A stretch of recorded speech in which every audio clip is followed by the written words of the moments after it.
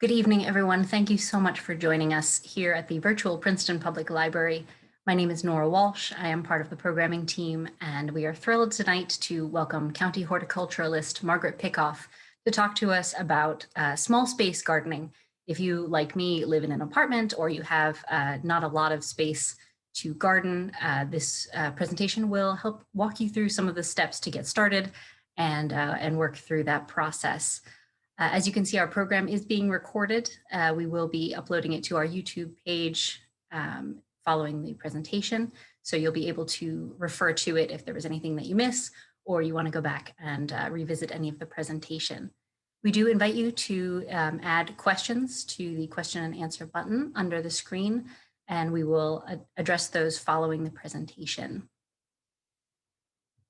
So our presenter tonight, again, is Margaret Pickoff, who is County Horticulturalist with the Rutgers Cooperative Extension of Mercer County, which, among other services, provides educational programs, resources, and activities in support of environmentally responsible home gardening. I will let Margaret tell you the rest. I will bring her on screen here.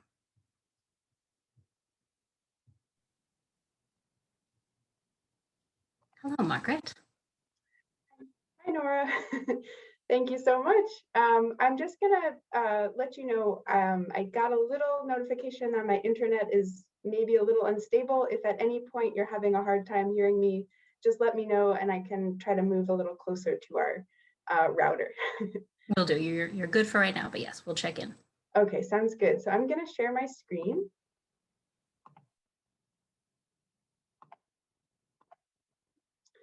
So thank you so much, Nora, for that introduction. As Nora mentioned, I am County Horticulturist with Rutgers Cooperative Extension of Mercer County. I live right down the street from the Princeton Public Library, and I am a member. So I'm so excited to be able to offer this program for the library. It's done such amazing work throughout the pandemic, and I appreciate what you guys do. Before we get started in the presentation about container gardening, I just wanted to give you a little introduction to Rutgers Cooperative Extension, because a lot of people, maybe they've heard of us, maybe not. They don't necessarily have a great grasp of what we do. We are a collaboration between Mercer County and Rutgers University, the State University of New Jersey, and we offer all sorts of services and programs for the public. We are the outreach arm of Rutgers University. So our office, which is based in Ewing, is comprised of 3 different departments, one of which is 4-H youth development, and they work with kids. They do all sorts of things from farming to animal husbandry to STEM and robotics. They also are responsible for putting on the 4-H fair at Howell Living History Farm every summer. Family and Community Health Sciences, which provides programs and education in nutrition, cooking, healthy eating, healthy lifestyles. And finally, Agriculture and Natural Resources, which is maybe the department that the Extension Service itself is most known for. So my supervisor is the County Agricultural Agent, and she works directly with farmers. And of course, I work with home gardeners. So that is just a quick introduction to cooperative extension. So I love talking about container gardening because it is so adaptable for all sorts of spaces, all sizes. It can be done almost on any scale. So we can grow plants in window planters, like these beautiful annual flowers and herbs, hanging baskets. These are nice lettuces and tomatoes that look really beautiful in a basket. All sorts of sizes of containers. So we can grow things in small containers.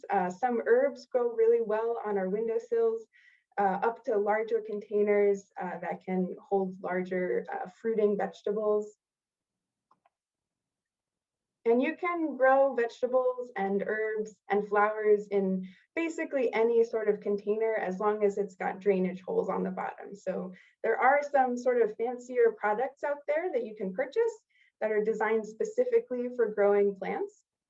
But you can also use all sorts of found and recycled materials old buckets, totes, plastic containers, as long as it's got a drainage, some way to drain water from the bottom, you are good to go. Just another example of found and recycled materials. These are just plastic bins that someone has repurposed. Raised beds, that's a type of container gardening. So that's a great option if your native soil is really poor, or maybe you are concerned with potential lead exposure or nutrient deficiencies. You can import your own soil and grow really nicely in a raised bed. And also, these sorts of beds and containers are really adaptable for people with all sorts of abilities. And so you can create a welcoming space in a garden that's wheelchair accessible, for example, or easier for somebody to reach and work within who has arthritis, or little kids who can't reach very high up. So super adaptable, really, really useful. And I have to say, this topic is probably one of my most requested programs this year, especially. I think a lot of people are at home. Many people are really excited about gardening, and they are not going into work, or they're spending a lot of time at home with their kids, and they want to get into this. Maybe they have a backyard, maybe they don't. And again, this type of gardening can be done on your windowsill for some plants, on your steps, on your porch. And so it's really a wonderful type of skill to learn. Also, if you're a beginner, this is a nice introduction into vegetable gardening, and then you can scale up from there. So planting conditions for vegetables, they vary a little bit from crop to crop, but in general, vegetables need full sun and low wind. So I would say that the amount of sunlight that you have around your property is probably a limiting factor. If you have a really nice sunny backyard, you can grow lots of different vegetables. If you live in a very shady place, it's going to be harder. Low wind is important, especially for your taller plants. And planting in containers is a little bit less stable than planting in the ground. And then when you add to that the sort of supportive structures that you need, like trellising or tomato cages, those can easily blow over in the wind. The other reason for planting in low wind scenarios is that wind wicks moisture away from the leaves and the soil surface. So you're going to find that you're having to water more often. The other conditions for vegetables, they like fertile, well-drained soil, which is easily come by in a container setting, and proximity to water source. So for container gardens, you're usually operating right on your patio, right outside the door, so that's usually not a problem. And then lots of culinary herbs. This is probably one of the easiest types of crops to grow. Most need at least 6 hours of sun per day. I'm going to end the presentation talking about growing herbs on your windowsill, because I know that's really popular. And if you have absolutely no other space outside that you can grow, that might be a good option for you. They need some sort of well-drained growing medium, especially for the herbs that we associate with the Mediterranean, like sage and thyme and oregano. So before you start any sort of gardening project, it's really important to assess the light conditions around your property. And I say property, but really what I mean is any space, outdoor space that you're working with. So again, this could be your front steps. When we say full sun, which is what most vegetable crops need, that's at least 6 to 8 hours of direct sunlight per day. Some crops like tomatoes and eggplants probably could do with even 10 hours a day. So as much sunlight as possible. Partial sun would be 4 to 6 hours. Partial shade would be 2 to 4 hours, and then shade is less than 2 hours. So your partial shade, if you have a partially shady backyard, you're probably better off growing the plants in the right-hand photo, like hostas and plants that are grown more for their beautiful foliage than for their flowers or for their fruit.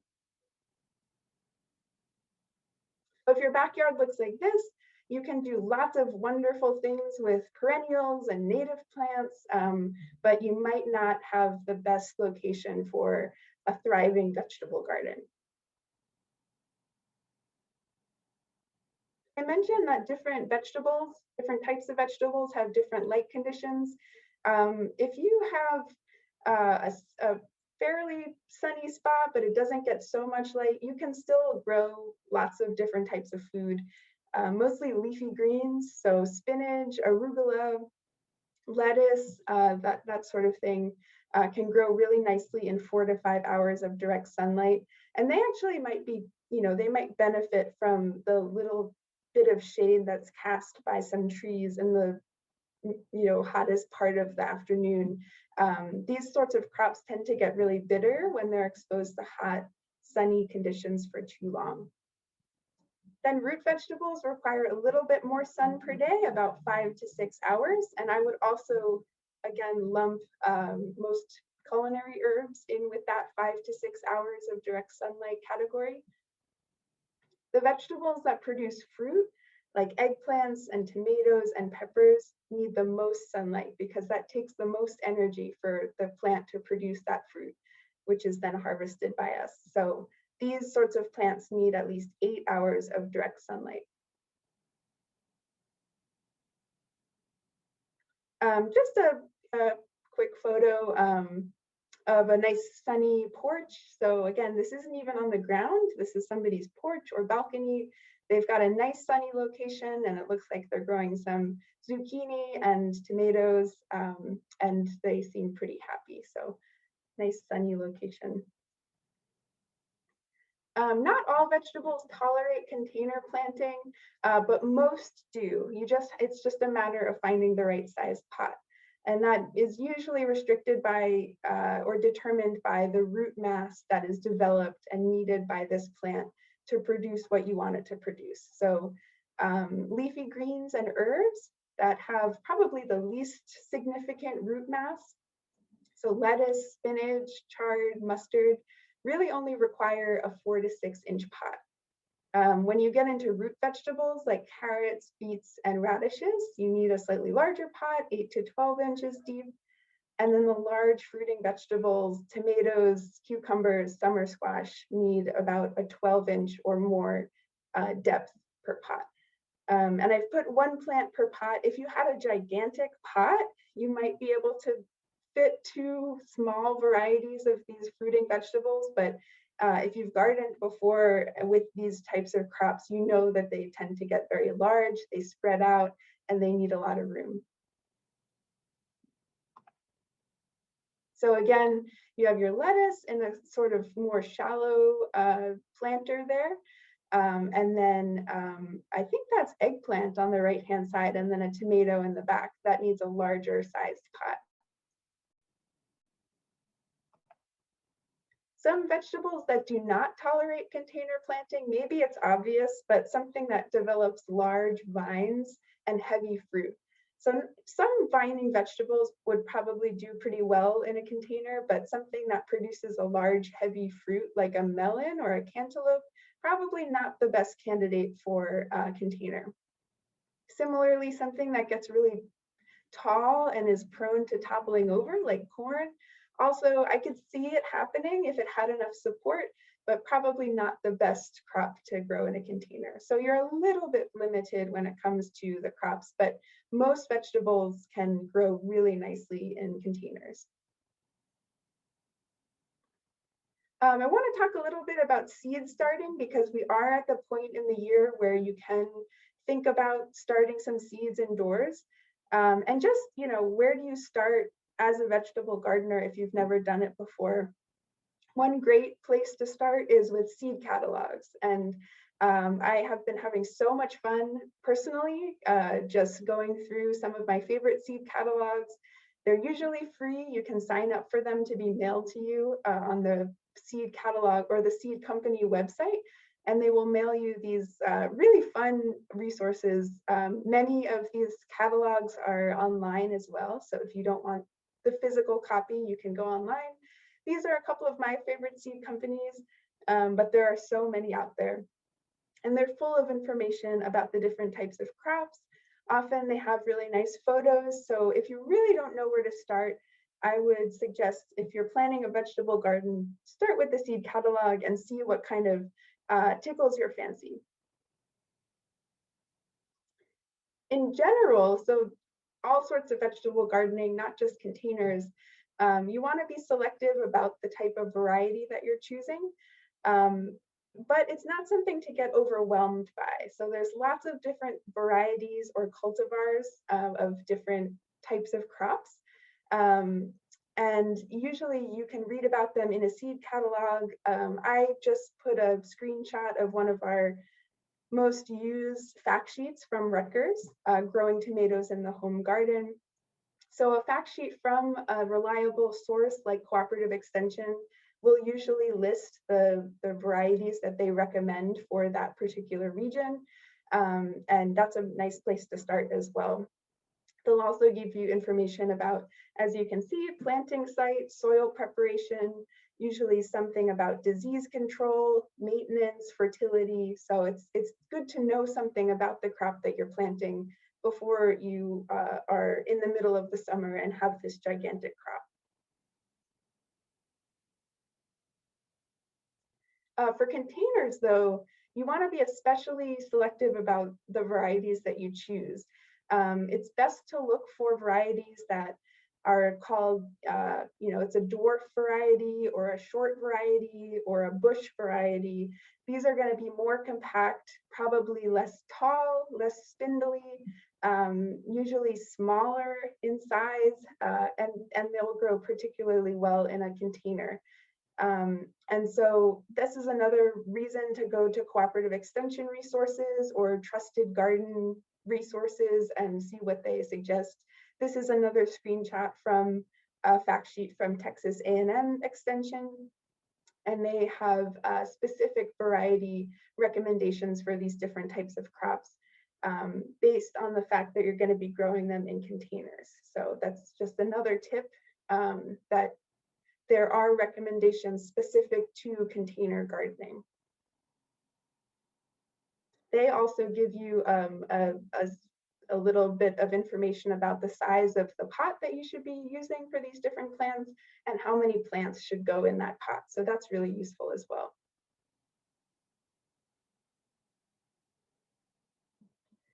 Starting seedlings indoors is a really great activity if you want to get a jump start on the growing season, and now's the time to do it. So I don't know if you've seen the weather report for this week. We're going to get into the 60s this week, which is great. I think unfortunately after that it's going to go back down, but we are on the verge of spring. And it's a nice time to be thinking about starting seeds if you have the space and the capacity to do that in your home. So when you're thinking about starting seeds indoors, you need to consider, again, some information specific to the type of crop that you're growing. Different crops and different varieties have different days to emergence, which is how long it takes between planting and when the seed actually germinates, and days to maturity, which is the time between planting and harvest. And that's a good thing to consider when you're thinking about starting seeds. Similarly, different crops have different tolerance to cold weather and frost.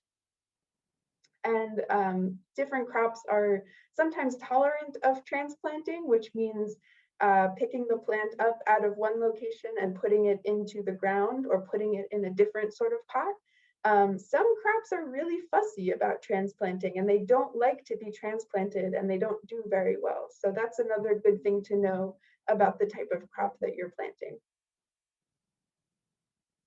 I mentioned that some crops are more cold tolerant than others. And if you've never gardened before, this is just a little snippet from a nice diagram that shows this really well. And so you see the months of the year at the top here. Some crops kind of span the entire season. And these are the crops that tend to like hotter weather, or they just have a really long growing season. So tomatoes, eggplants, peppers would also be kind of spanning this hotter part of the year. And then some crops are just on the shoulder seasons of spring and fall. So you want to know that about the type of crop you want to plant as well. And then just a quick list of hardy crops, which are ones that you can plant out a little bit sooner. They will tolerate some light frost. Things like kale, leeks, onions, peas, they actually like colder weather, and they tend not to really like the hotter weather. So you can start them a little bit earlier, or you can use this kind of list to come up with a fall garden if you're planning ahead once you get to the middle of the summer. So these are things that will grow well into the fall. The tender crops really do not like cold weather. So it's important to know if your crop is tender or hardy.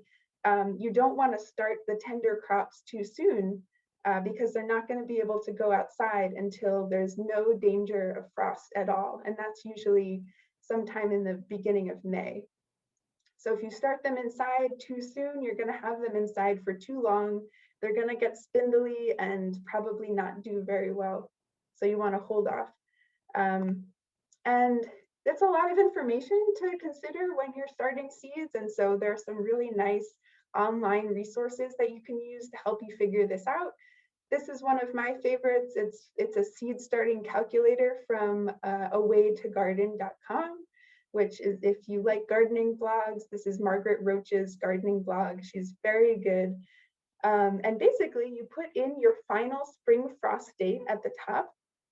That's the date that it's almost guaranteed you won't get any more frost in the spring. So for us, it's usually the beginning of May, but if you want to be safe, probably the 10th of May is a good date to put in there.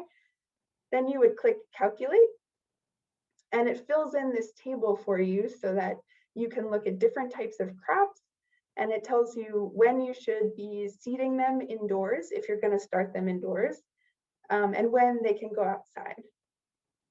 So you see we've already got some crops here that can be started indoors because it's already March, so you can start beets indoors now because it says March 15th, or I guess you'd have to wait a week or so. But you could start cabbage indoors because it says March 1st. So that's one type of tool that you can use to figure some of this out.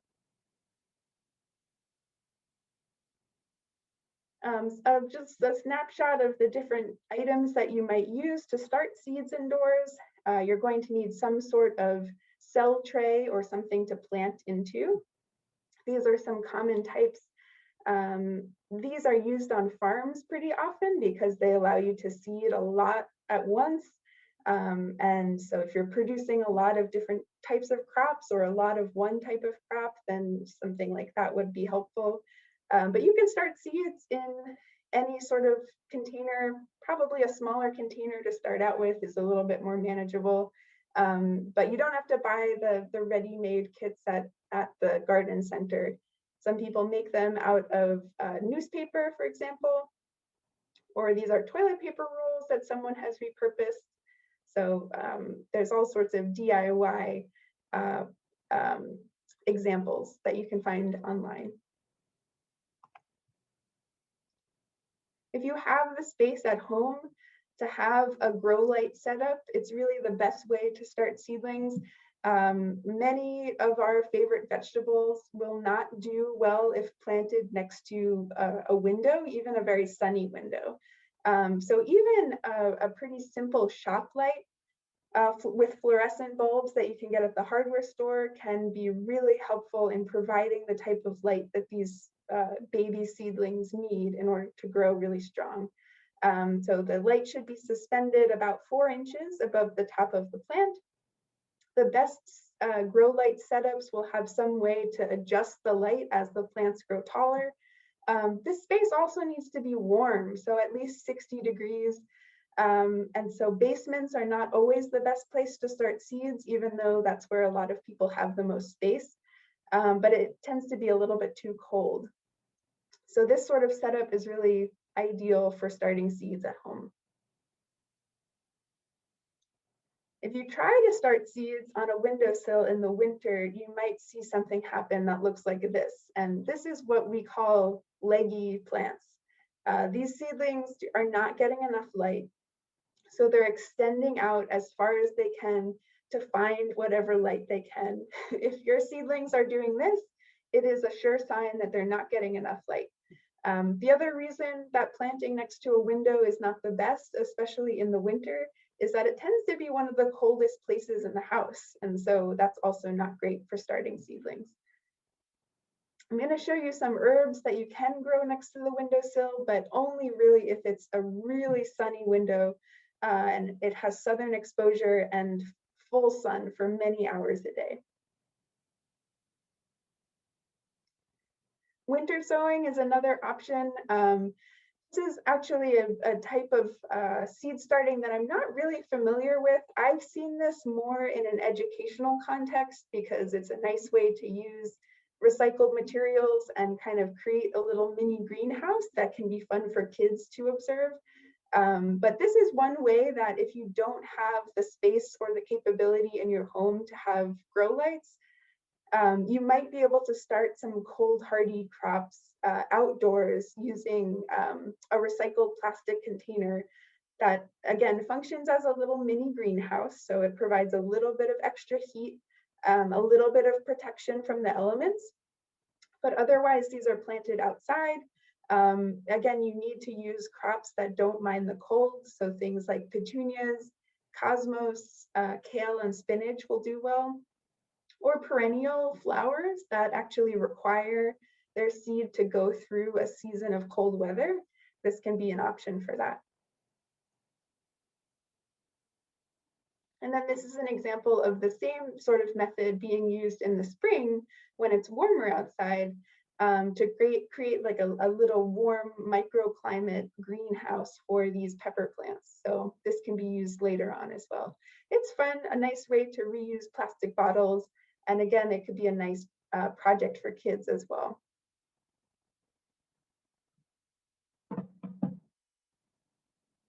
Preparing a container is fairly simple. Again, you can use any sort of container that you want to. It should be clean, and I'll talk a little bit about sanitizing, and it needs to have drainage holes at the bottom. So again, vegetable crops and herbs need well-drained soil. You're going to be watering them a lot, and you need to have a place for that water to escape. So the first step is to choose the correct size for the desired crop. And we talked a little bit about how to choose that size and the requirements for different types of crops. Next is to clean and sanitize with a bleach solution. You can buy disinfectant sprays, but probably the easiest thing to do is to dilute bleach in water. A 1:10 ratio works pretty well. And clean and sanitize, especially any pots that you've used for plants in the past, and especially if you've had any sort of disease issue in that pot at some point. That's a good way of making sure that you're not passing on diseases from one season to the next.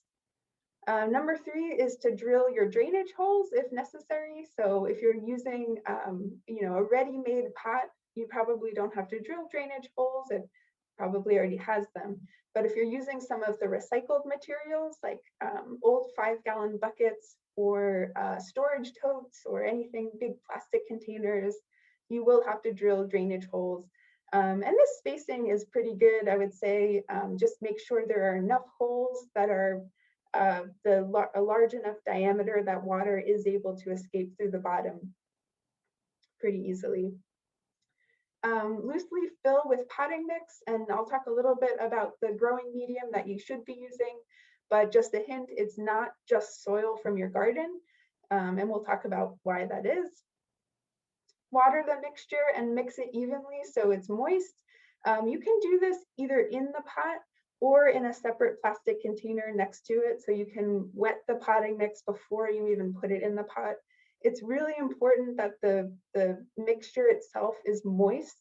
And I'll talk a little bit about the potting mixes, but they don't contain any soil. And once they dry out, they're really hard to re-wet. So making sure that it's evenly moist throughout is going to be the best course of action. And then especially for crops that are what we call heavy feeders, so ones that require more fertility, you might want to add some slow release fertilizer at planting as well. These are just some examples of potting mixes that you can use. You can either fill your containers with potting mix that you've purchased from a garden center, or you can mix a 1-to-1 ratio of potting mix and compost. You do not want to use garden soil in containers for a couple of reasons. Garden soil contains weed seeds, it might contain pathogens, and it's just much too dense for a container. So a container, the growing medium should be a little bit lighter, a little bit less dense. So it's usually easiest to purchase the potting soil. You can also make it if you're going to do lots of larger containers and it's not economical for you to purchase potting mix. You can make it, it's usually some mixture of compost, vermiculite or perlite, and peat moss or coconut coir. But again, it does not contain soil that you're scooping up from the garden.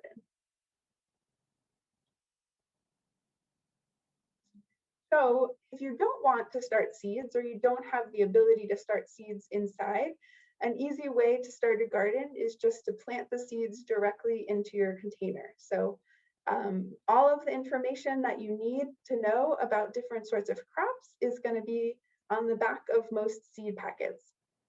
This is going to tell you when it's okay to plant, how deep you should be planting your seeds and how far apart they should be, and how many days you can expect between planting and emergence and planting and harvest. And just a note that a lot of beginner gardeners plant seeds way too deep in the soil.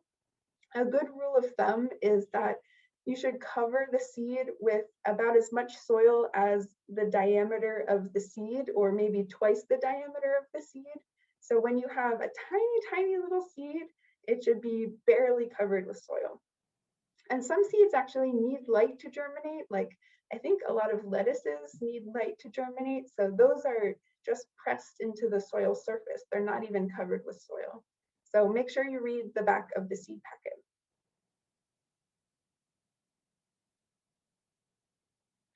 Of course, if that's too much to do, you don't want to start seeds at home, and you don't want to really take your chances with direct sowing, you can just purchase transplants.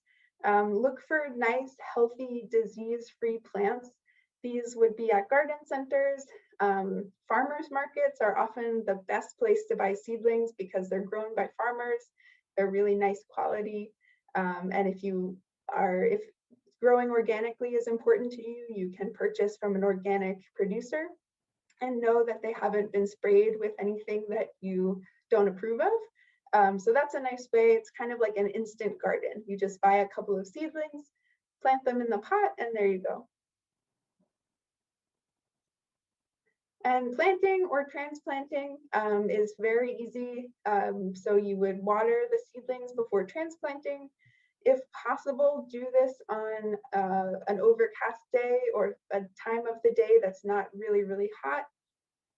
You can amend the planting hole that you make with a little bit of compost if you've got that on hand. But you want to bury the plant about the same depth of soil that it was already in the pot. So you don't want to bury it too deep. Just look at the soil line that it comes in the pot.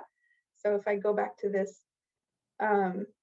yeah, so for this plant, you wouldn't want to bury this too much more than that soil line there. That's a good rule of thumb. And then just keep it watered. New plants are a little bit, they can find the transplanting process a little bit shocking, so just make sure that it's being well watered. Sometimes plants look a little bit sad for a day after they've been transplanted, but they usually spring back up once they've established themselves a little bit. Something to consider for containers is that these plants, especially if they're vining plants or they're just large, they might need some staking and support.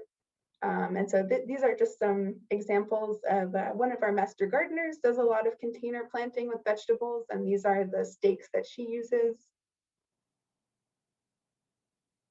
And similarly, these are peppers.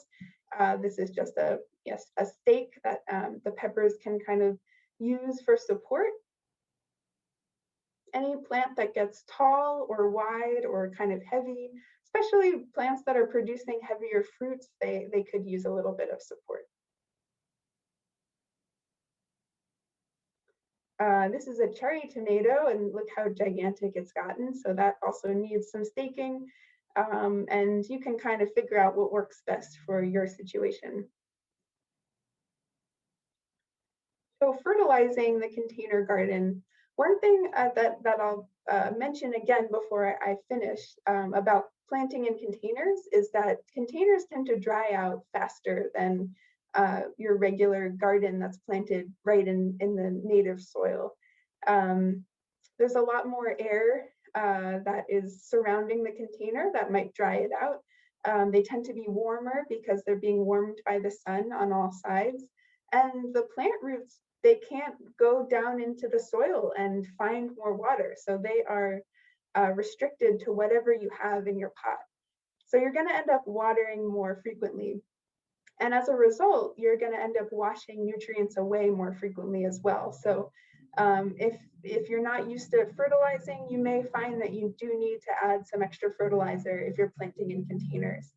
And the two basic types are the slow release pellets like the one on the left, and something water soluble, which you would dilute.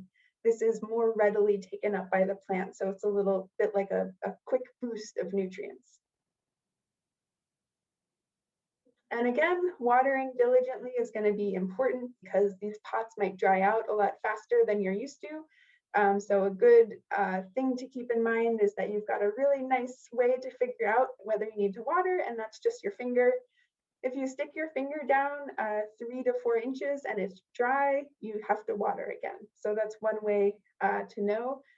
Most vegetables don't like their leaves getting wet, which sounds like they're really picky and they need a lot of attention, but they will withstand the rain. But if you can help it, try to water just at the soil and not getting the foliage wet.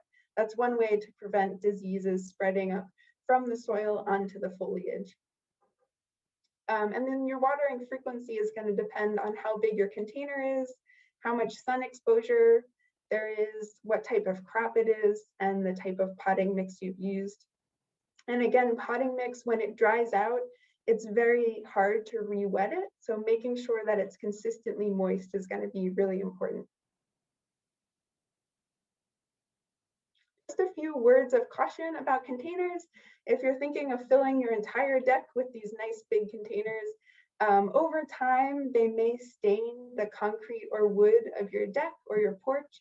That's just because there's water and soil and fertilizer coming out of the drainage holes. So that's one thing to keep in mind. Don't be surprised if at the end of the season, you move those containers and there's a little circle of stain under the container. So if you just refinished your deck, you might consider that before you fill it up with containers. And the other thing is just that these containers can get really heavy. So if you fill up a large container with potting soil and the potting soil is wet, and then on top of that, you've got this mature plant that has all these beautiful fruits, that can get up to 100 pounds or more. So just something else to keep in mind if you thought that you would be able to easily move them around or get them out of the way before you have friends over or something like that, is that they can get very heavy. And then I just had a few slides on growing herbs indoors. So again, if you don't have any other space outside, or you just really like adding herbs to your cooking, you can grow many types of herbs indoors. Most of them need at least 6 hours of direct sun. So this is preferably if you've got a southern facing window that gets a lot of nice light and it's warm, that's a good place to start your herbs. There are some herbs that need not as much light, and so mint, rosemary, thyme, lemon balm, and tarragon can actually do okay if they don't have direct exposure to light. Especially lemon balm and tarragon. So if you don't have the most wonderful south-facing sunny kitchen ever, then you still might be able to grow some types of herbs. And then daytime temperatures of 65 to 70 degrees, and probably no lower than 55 degrees at night. And herbs are just like other vegetables, so they kind of get lumped into one category sometimes, but they're different, they're different varieties, there are different species of these crops, and so you need to know a little something about the different types of herbs that you want to grow. They will have different humidity and moisture requirements. So for example, something like oregano or thyme, you actually should let the soil dry out a little bit between watering. Something like rosemary, you want to keep consistently moist, or it's not going to be very happy. So you have to know a little bit about the type of herb. If you need to increase the humidity in whatever area that you're growing these herbs, one easy way to do that is to have a plate or a bowl of pebbles and fill it up with water and put your container on top of that, so that as the water evaporates from the bowl or the plate, you are increasing the humidity in the direct vicinity of your plant. If you're going to be harvesting a lot from your herb for your cooking and for other reasons, you may consider fertilizing with a low dose of water-soluble fertilizer every 2 weeks. You can sort of tell if the plant is yellowing a little bit or it's not growing as fast as you think it should. You might want to add a little boost of fertilizer. But like any plant, over-fertilization is not great. And something interesting that I read that's maybe common sense for herbs, but if they're not happy, so if the plant is stressed in any way, it's not getting enough water, it doesn't have the right light conditions, or it's under or over fertilized, that can actually affect the aroma and the taste of the herb. So it might not be as strong and beautiful an aroma as you expect if something is stressing the plant.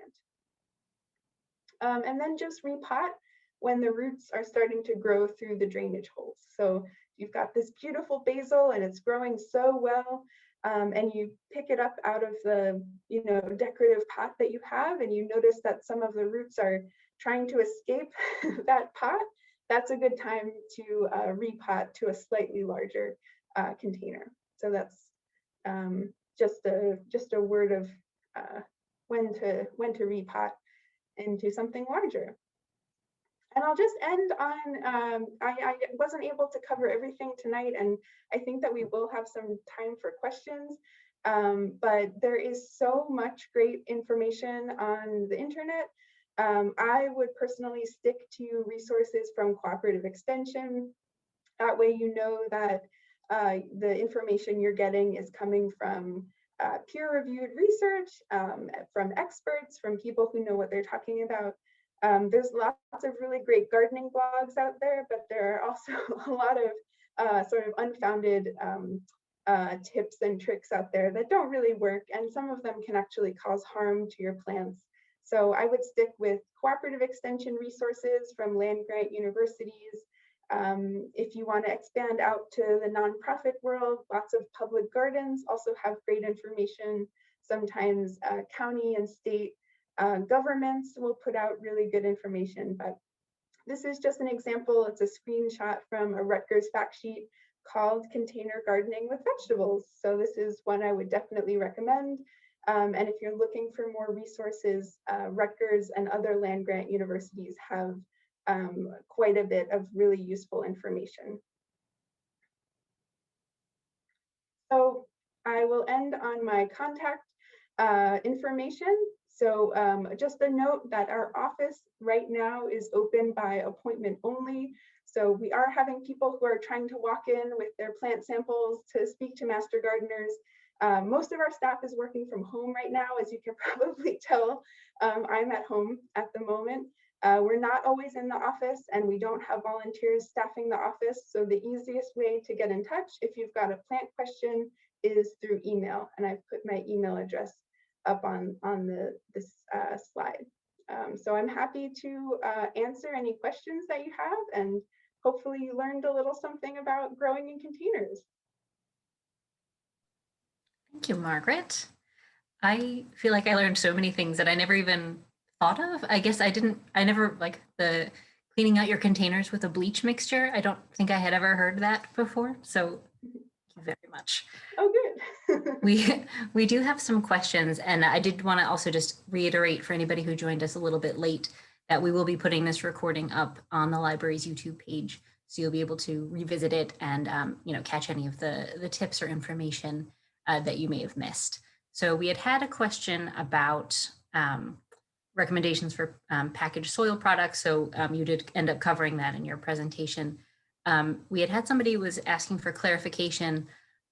Earlier on, you were talking about different pot sizes to use for different types of plants. They wanted clarification on if you were talking about depth of planter, if you could talk just maybe a little bit more about depth, width of planters. Yeah, so on that slide, I was referring to depth. But I think that probably the best container is as wide as it is deep, at least at the top. And so something that's really, really narrow, because if you think about roots of a plant, some of them, have one major taproot, like dill, for example, or carrot, like a carrot has a major taproot. But a lot of vegetables have more kind of fibrous roots that extend outward as well. So you want to make sure that you're providing enough space and width and depth wise for those roots to develop. So yes, I was referring to depth, but I think thinking about width as well, using those measurements is a good idea.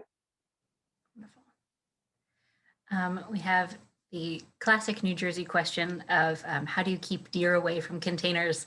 And I'll add to that question also, are there any vegetables or edible plants that are possibly deer resistant or less attractive to your neighborhood critters? Yeah, so one thing that's great about container gardening is that you can choose where you're growing. So my mom, for example, grows a lot of tomatoes up on a balcony, like a very small balcony, but she doesn't have to worry about deer then because they will come right up to the house otherwise. So there are deer repellents. There is repellent tape that you can use. There are sprays that are safe to use around food crops. Fencing exclusion is probably the best way to keep deer out, but it's also the most expensive. So if it's really a terrible problem, and you're a really avid vegetable gardener or gardener in general, you might want to invest in fencing because that's really the best long-term solution. Because the repellents, the deer, they're smart, so they will kind of figure out, either will develop a tolerance to that repellent, or they'll figure out that thing that is, producing an odor that they don't like, it's actually just standing in the way between them and the food that they really want to eat. So sometimes multiple tactics at once is the best way to go. And I think that goes for all sorts of pest animals, rabbits as well, and chipmunks and squirrels and whatever else is eating what you're trying to grow. In terms of deer resistant plants, so we always say, there's no plant that is deer proof. I remember somebody from Rutgers saying that they have watched deer eat holly leaves, which are covered in spikes. So, and similarly, tomato leaves, they have a toxic compound in them, but deer find a way to eat them. So there are certain plants that they don't like as much. I've heard that plants that are really aromatic to us, so like a lot of your culinary herbs actually, like thyme and lavender and things that produce that sort of aroma, are not as appealing to them. But I've also heard that there's really no way of, so you could choose to just grow those deer resistant crops. But unfortunately, the placement of those crops in relation to the really tasty ones is not going to make too much of a difference. So you can't barricade your beautiful lettuce with a wall of lavender or rosemary or something and think that the deer won't figure it out. So they're smart. I would rely on multiple different tactics. Fencing, if you can do it, really the best route to go. Great, thank you. Thinking about some of those herbs, we had a question about basil, if you're able to answer. How do you know when to cut basil so it doesn't flower? Yeah, so I would rely on the number of healthy looking leaves that it has. The reason that you don't want to let it flower is that its quality goes down after the plant flowers. And so if you do start to see flowers, you can kind of clip them off with your fingers, and that will sort of delay that process a little bit. Yeah, basil, it grows more the more that you cut it. And so I wouldn't be shy about taking off, a good amount of healthy looking leaves as soon as they look good to you and the plant's not flowering yet. It's best to cut down to a lateral bud. So it's hard to show without a photo or something, but if you cut down to another intersection of new leaves, then newer leaves will grow in the intersection of those leaves, and so it's best to use that as your harvesting technique, because that will encourage more growth. And then again, if you do see flowers starting to develop, pinch them off, so that will delay that process a little bit. The basil isn't ruined if the plant flowers. It's just that the quality, the aroma, and the flavor diminishes a little bit. Excellent. Earlier in your presentation, you were talking about how versatile pots are. You can use really any type of container. We had a question about kind of the different container materials, clay pots versus plastic. Are there maybe different results or different materials that are generally overall better or more supportive that you can talk about? Yeah, so the clay pots are beautiful, and they look nicer than plastic pots. But the one thing is that and terracotta pots, they look so nice, but they dry out really fast. So something about the clay, just wicks water away from the potting mix or the soil. And so even my house plants that are planted in terracotta pots or clay pots, I'm always watering them. So that's the one downside, I would say. Obviously, people, they don't want to use plastic, but if you're recycling the material or you're reusing it, that's a nice way to reuse it. And then just in terms of, them being movable, I had mentioned that these pots get very heavy. So something like a big clay pot or something ceramic that's, really a piece of artwork, that's going to be a lot harder to move if you need to than a really light plastic pot. So I think that the differences are you're sacrificing beauty, but also you're not going to have to water quite as frequently as with a clay pot, and they're slightly more movable. Wonderful. That is the end of our questions section. And I do want to remind everyone who's still with us that you can certainly follow back up with Margaret following the presentation, and with the Rutgers Cooperative. Their website has lots of information and about not only how you can grow these plants at home, also about their Master Gardener program if you or someone is ready to take that step. But we thank you all so much for joining us. And Margaret, thank you for this presentation. I think it is inspiring a lot of us to get out and get planting. I'm so glad. And yes, please reach out. Email again is the best way to get in touch with me now. But I'm happy to answer questions or point you in the direction of more resources. So I'm glad to do that. And thanks, Nora, also for having me. It's been wonderful speaking tonight. Thank you. Thank you all again. We will say farewell.